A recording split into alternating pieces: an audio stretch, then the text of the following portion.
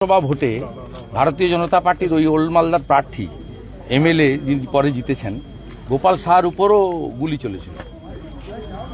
বাংলাদেশের বর্ডার এলাকা চাঁপাই নবাবগঞ্জ কাছেই, একদম কয়েক কিলোমিটার দূরেই চাঁপাই নবাবগঞ্জ মহতিপুর বর্ডার কমপ্লিটলি জঙ্গিদের হাতে চলে গেছে, পুলিশের হাতে। পুলিশ ব্যস্ত কি করে বিজেপি নেতা বৃন্দাবন চকের ঘটনা, 25 কিলোমিটার দূরে বাড়ি, 30 কিলোমিটার দূরে বাড়ি, পঞ্চায়েত সমিতির চেয়ারম্যান প্রধান 12টা 5-এ টাইম দিয়েছে, 5টা 20-তে এফআইআর নিয়েছে। বসির বলে ল ক্লার্ক, আমার কাছে সব ছবি আছে, কখন থানায় ঢুকেছে কি করেছে সব দুনিয়ার লোক জানে। তার বাড়ির লোক 3টের সময় মেলে একটা কমপ্লেন করেছে, সেই কমপ্লেনটাই সন্তুষ্ট না হয়ে তৃণমূলকে নিয়ে বসে এই তুহিন বিশ্বাস বসে রেডি করে সবকে যুক্ত করেছে। এতে আমাদের কোনো লোককে, এ তো সব মডেল। পুলিশের কাজ তৃণমূলকে স্যাটিসফাইড করো, পয়সা তুলো, আর যত রকম নোংরা কাজ আছে করো। তাই যার তার কাছে বন্দুক ঘুরে বেড়াচ্ছে, যে কোনো লোকের নিরাপত্তা নেই।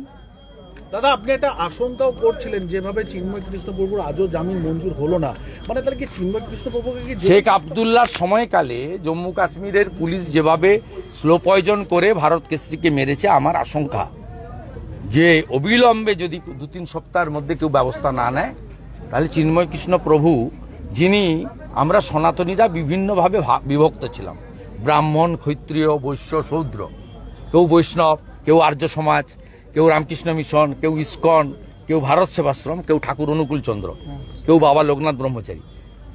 উনি যেটা করেছিলেন সব সনাতনীদের এক করেছিলেন।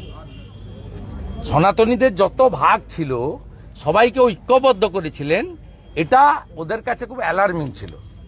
তাই উনাকে আটকে রেখে প্রায় 2 কোটি সনাতনী, তাদের উপর দমন পীড়ন, ধর্ম পরিবর্তন করতে বাধ্য করা, ভারতে চলে যেতে বাধ্য করা, এই কাজগুলো করে হিন্দুদের মুছে ফেলতে চায়। এ লড়াই বাঁচার লড়াই নয়, এ লড়াই বাংলাদেশ এবং এপারের পশ্চিমবঙ্গের হিন্দুদের অস্তিত্ব রক্ষার লড়াই।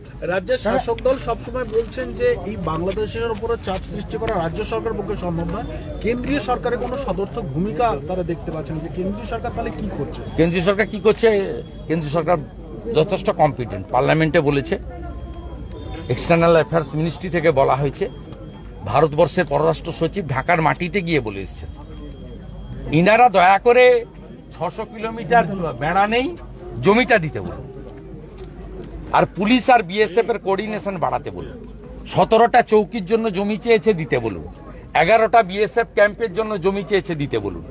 23 সালে 1500 ধরে দিয়েছিল বাংলাদেশিকে, 1400কে জামিন দিয়ে দিয়েছে।